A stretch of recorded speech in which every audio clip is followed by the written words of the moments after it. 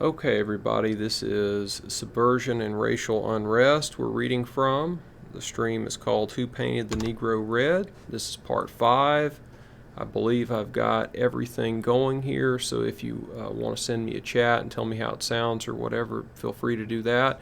Okay, this book is a transcription that we've been reading from of some legislative hearings that were held in the state of Louisiana in March of 1957. It was an issue that was coming up because some of the segregationist political leaders in the state knew what was coming at them, even in 1957, and they linked it to communist behavior for obvious reasons. I'm sorry, I can't really see my monitor. Okay, what we read last time, we're going to go back over that a little bit. Joseph Kornfeder is an ethnic German from Austria, I think, is what we're on with right now, and he moved to the United States in the late 19-teens and became a communist organizer. He was a pretty big shot, pretty big guy in the American Communist Party, and he did a lot of very interesting work for the Communist Party amongst American blacks, trying to promote it in the North. They had an idea for a black ethno-state that they didn't really get off the ground, but as far as the North goes, they were pretty successful at insinuating themselves into northern black socialist organizations like A. Philip Randolph and that kind of thing. So those people that you might be familiar with, he said that when he started doing this kind of work, there were no black communists whatsoever, so they were basically all a product of Kornfeder's work in the American Communist Party, taking orders directly from Lenin and Stalin in the Soviet Union. So now we're going to go to page 93 of the book, and we're going to read some selections of some of the material that has been introduced into evidence. So Kornfeder says, I am here going to read from a book by William Z. Foster, the chairman of the Communist Party. The book was published by international publishers like the other book. From page 253. The original of the book is available. I'm just going to read a quotation from it. Hey there, Entropy. Good to see you. Okay, the quote is, Communist action is based upon the slogan, class against class. That is, the working class against the capitalist class. This slogan expresses the elementary fighting policy of the revolutionary movement. In applying it, the Communist Party actively promotes mass organization of the workers, regardless of political opinion. And then he's going to move down into the book to page 303. The Communist Party alone, of all political parties, fights for the liberation of the Negro, both in the present-day struggle and as an ultimate goal. The American Soviet government, immediately after it takes form, will be a shattering blow to the whole monstrous Jim Crowism. To destroy it ruthlessly will be one of the real joys of the victorious proletarian revolution. Every remnant of slavery will be abolished. In a Soviet system, the Negro will have the most complete equality, economically, politically, and socially. The doors to every occupation will be open to him. We just started, cool mug. We just started. Let's see, in a Soviet system, we will have the most complete equality.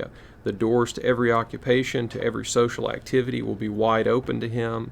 He will have ample land confiscated from the great white landlords. He will be free to do and go as any other citizen without lack or hindrance. Attempts to maintain the capitalist white favoritism and ostracism of the Negroes will be punished as a serious crime against society. And in my opinion, this paragraph, which is the one that I ended with on the last section, this is pretty much exactly what you would get today from the mainstream anti-racist cultural Marxist crowd. So it's kind of creepy that you see this stuff from what, I don't know exactly when this book was published. Probably going to be the 1940s. I believe it's the 1940s, but you could just substitute some of the nouns here and this would just go straight up to today. So it's kind of like a joke, we can call people Marxists and things like that, but the shoe fits, It's really not even a slur, it's just the truth. And then he's got some stuff in here that shows some maps for the black ethno-state. We'll see if we can show this here.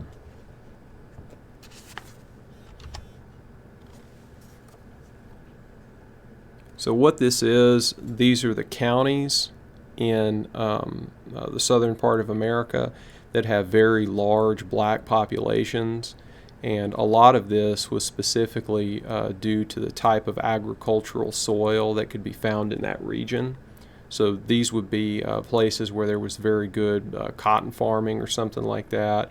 So then that's where the plantations were built, and that's where the slaves were imported. And then, like 70 years later, they're still living there because they haven't all moved, because, that's where they've been living for a long time, even after the Civil War, of course. So this is kind of like giving these communists a basic idea about where they're going to try to implement this black ethno-state, which, of course, God knows how serious anybody ever took this plot, but this is in their literature. Earlier, Kornfeder himself said that it was kind of ridiculous and nobody really believed it. Hold on just a second, I got a phone issue.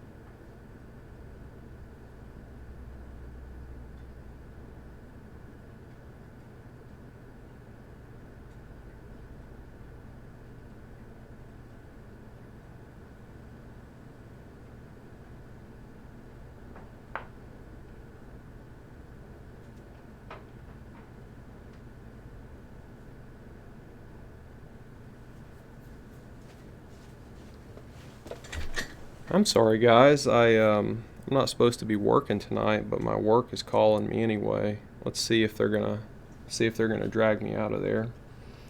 Okay, I think we're good. Okay, catch up on the chat here. Blacks want to live around whites. I mean, yeah, sometimes. Some of them do, to the extent that it means that they get better social services, like better schools and certain kinds of tax money and that kind of stuff. They are interested in living around white people, but most black people that I know want to live around other black people. But if you go to like nice, like middle class, kind of like white suburbs, a little bit on the lower side, they'll be like 10 to 15% black, because there are certain kinds of black people who want to live in like the safety and security and stability of a white neighborhood, and they really don't bring the culture of it down that much. Like they don't do violent stuff, they don't steal, they would just rather live around white people. But of course, that is not the kind of integration that these Marxists or the socialists or the leftists or any of these kind of people want to achieve. They want to just ram everything together, whether the people want to live close to each other or not.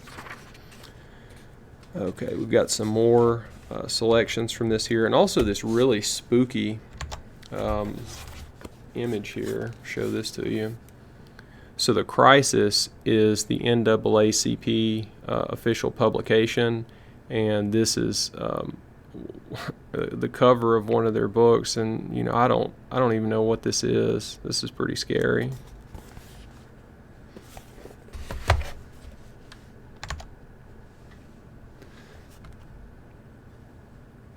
Okay, let's see here. This is a paragraph further down from the same chapter, what they were just talking about, how they're going to destroy this white culture that refuses to integrate and achieve full equality in every way.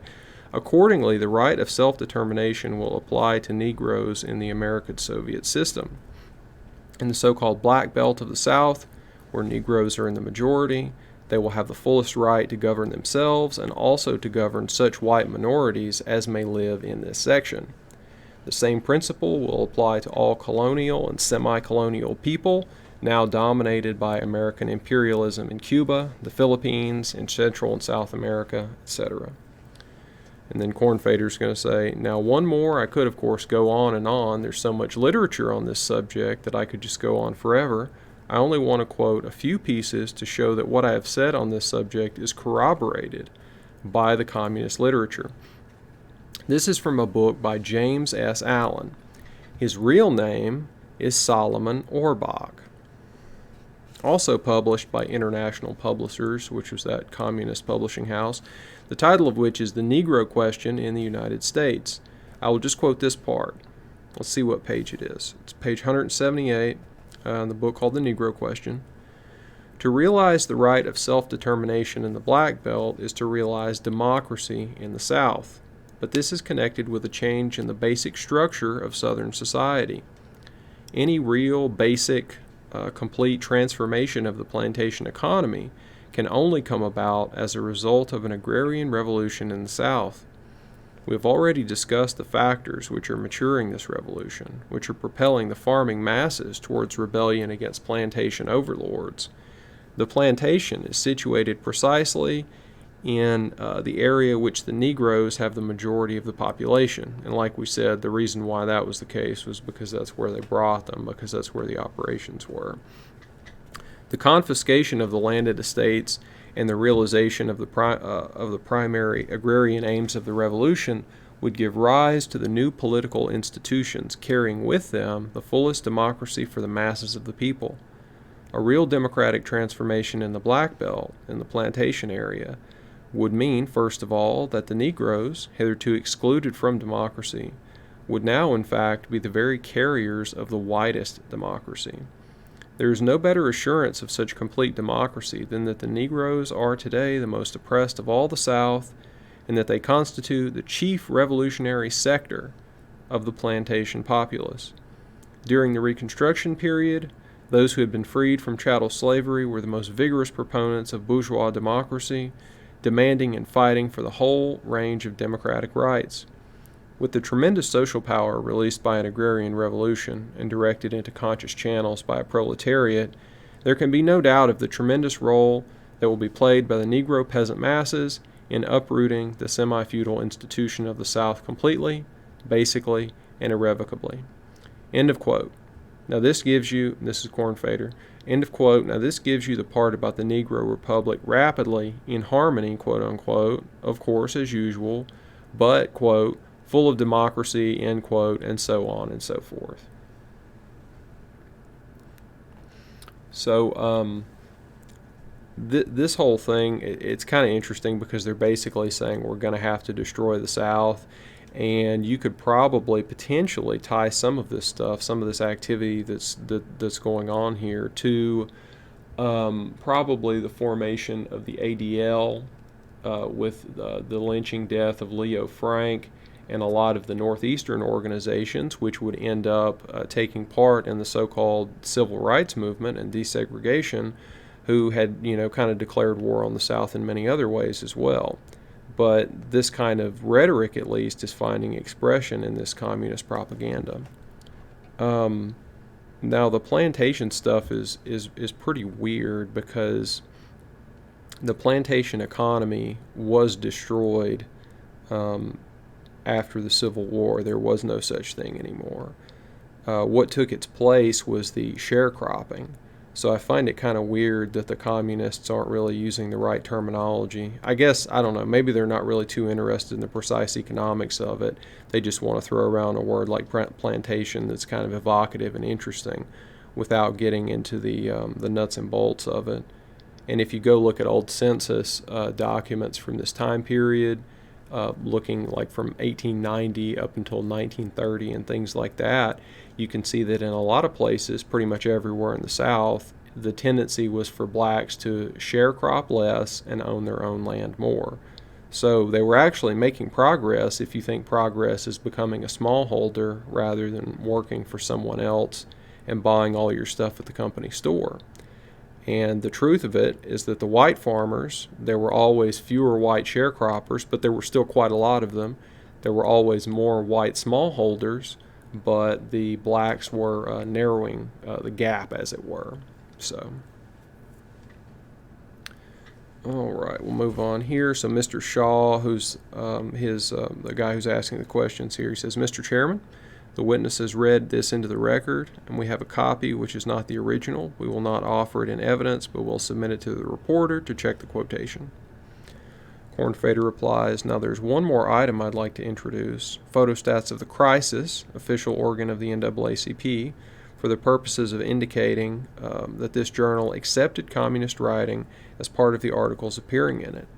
Here's an issue of the Crisis, September 1932. That's an old one. The scary photo. I guess the colors are just inverted on it for some reason, but it was from 1932, in which there is published the one who was then the editor, W.E.B. Du Bois was the editor at that time, in which, on the pretense of publishing the platforms of the various parties running for office, they also published the platform of the Communist Party of the United States. And that party is treated for the purposes, in my opinion, as a cover-up, as if it were a major political party in the United States. There is the whole Communist Party election program, which is throughout, of course, communist propaganda and doctrine. Mr. Shaw says, Mr. Chairman, I would like to offer an evidence and ask that this be marked for identification. And then Kornfeder is going to put another one in there. He says, this is another issue of the Crisis from March 1938. It is the front cover in which there are advertised a number of articles, one entitled For Peace and Democracy by Harry F. Ward. Harry F. Ward is one of the best-known personalities in the field of penetration of religious dominations. He has written a great deal and has been a member of, well, the last list of fronts I have seen, I think there's about 116 fronts, has followed the party line all through zigzags throughout the years. He's writing, he's featured in this issue of the Crisis. So, just show this one to you as well. Definitely the colors are inverted, and that's why it looks so scary.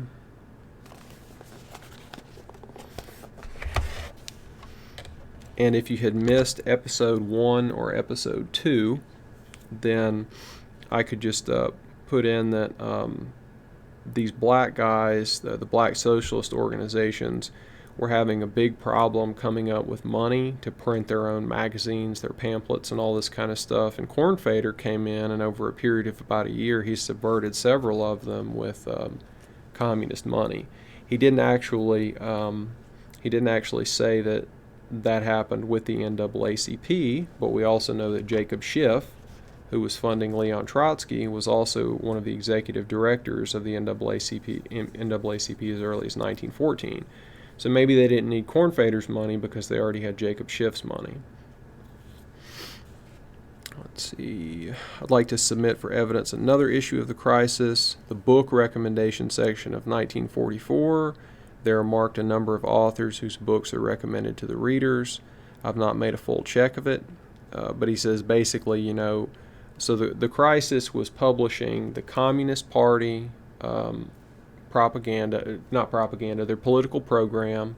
It's publishing that, publishing articles by known communists, and also recommending books to their readers that were written by communists. So to try to distinguish between the activities of the NAACP as working on behalf of communism, or just, hey, they just so happen to be promoting all this material by then. Okay, good night, Cool Mug. Thanks for dropping by. Let's see.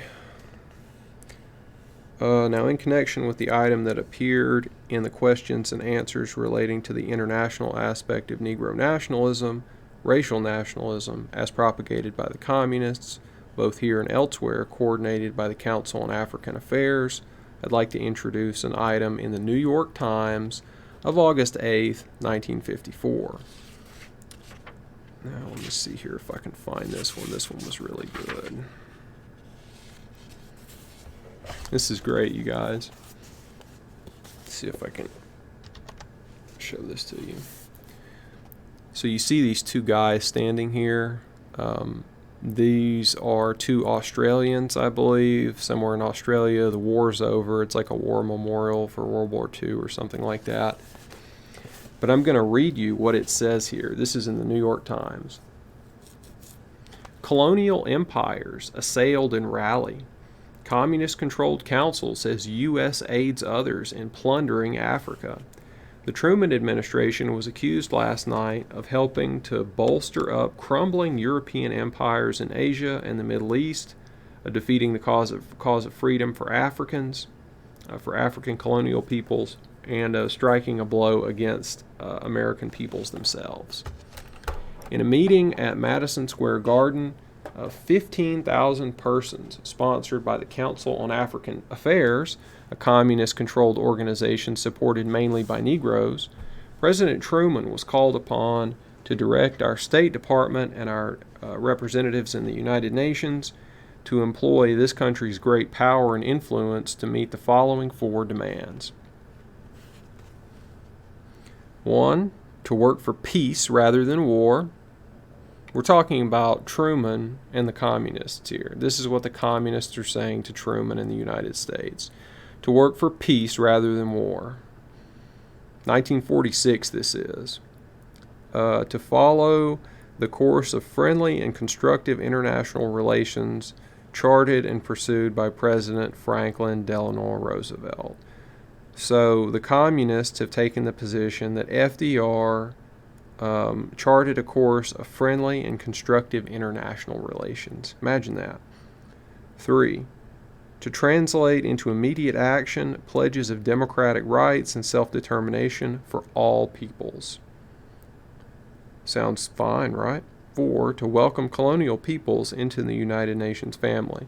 So what you've got here is the strategy that Kornfeder was talking about earlier and what was going on in Africa in the 1940s, 50s, and 60s, in which the Soviet Union supports colonial liberation struggles so that it will either weaken their competitor, which is the American empire in the West generally, but also to use those places as a foothold to get in and just control territory. Plundering is decried. This is a subheading in the same article. Dr. Max Yergin, executive director of the council, who is also president of the National Negro Congress, said, "It cannot be denied that Great Britain, France, Belgium, Portugal, Spain, Italy, and the government of the Union of South Africa have been and are the plunderers of Africa." He charged that colonial imperialism stands indicted before the bar of world opinion today. Dr. Yergin called upon all Americans to unite in the demand that colonialism, that bankrupt, plundering, and wasteful system of the past, be done away with and replaced by a new relation amongst the peoples of the earth, characterized by dignity and working for the welfare of all people.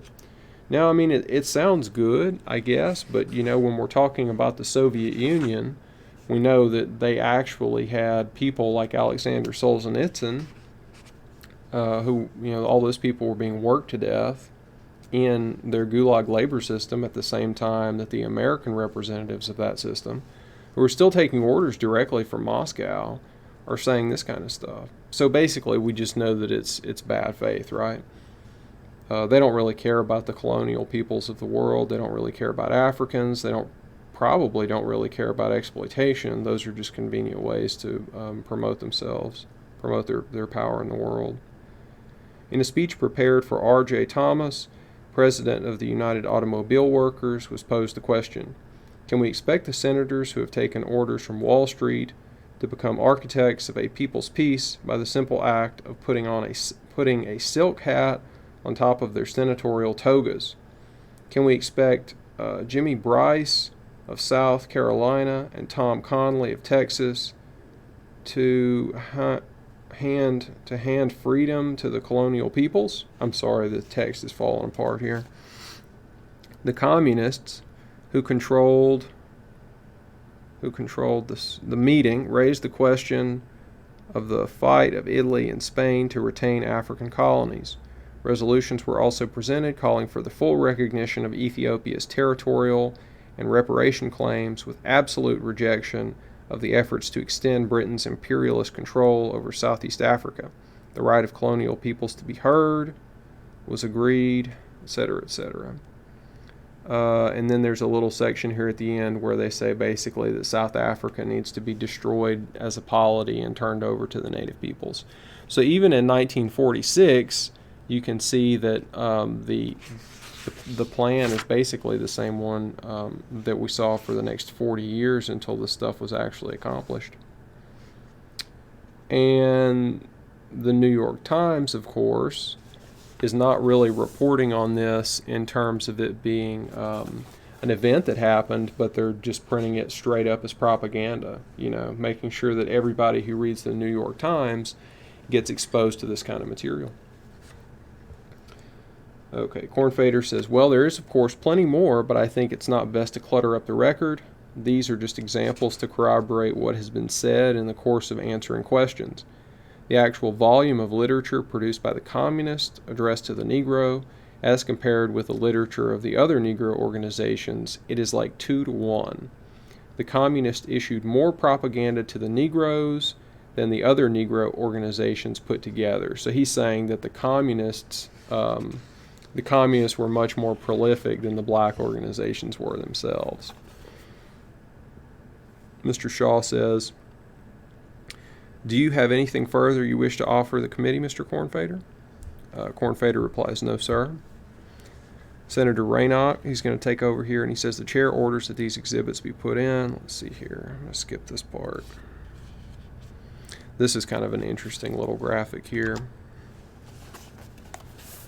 If you can see this, this is a Klansman, and it says, in Mississippi, union busting and lynching go hand in hand. So this document here is going to say that the same people who are against labor are also against blacks.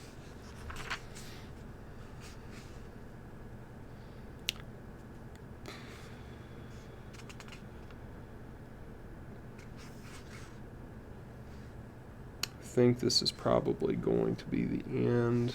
This is going to be the end of Kornfeder's section. So I think we'll go ahead and end this here for now. It's going to sum up all of Kornfeder's stuff. Just to wrap it up, what he said was that he himself personally worked at the direction of the American Communist Party under orders first from Lenin and then later from Stalin to create in the United States a black communist movement for the purposes either of undermining American democracy or to create a black ethno-state for also that purpose. And that in order to do that, since there were no American black communists at that time, they had to, one, promote the doctrine amongst black people in the United States, and then two, take over existing socialist organizations that did exist independently and predated all this in the black community, to take those organizations over and then to try to switch their message over to communist messaging, all of which was accomplished. And that ultimately most of those black organizations ended up being controlled in one way or another, directly by the communists or being influenced largely by their propaganda. And by 1957, when he's talking about this, he's basically saying that the NAACP is run by communists or communist sympathizers. So all of this is very important for people like Rainach because they see segregation not as something that's coming from within their local black community itself, but something that is the product of foreign subversion, and that had been going on in this country, in America, for 25, 30, 40 years almost by this point. So it would behoove all of us to know about this, so that when you see these kind of things going on today with groups like Black Lives Matter, or just take your pick like the NAACP or whatever, most of these are not serious organizations. They seem to be controlled by other people for nefarious purposes, and the average black person doesn't really have anything to do with these groups. They don't know about them, they don't agree with them or whatever. So they've always been controlled, they've never been indigenous, and they've always been subversive. So I'm going to read some more in here. We'll go over it, and I'll go over it myself and see if it's worth reading to you guys, and if it is, then we'll do some of the other witnesses. I think there's 2 or 3 more. But I thank you for your time, and appreciate you for stopping by.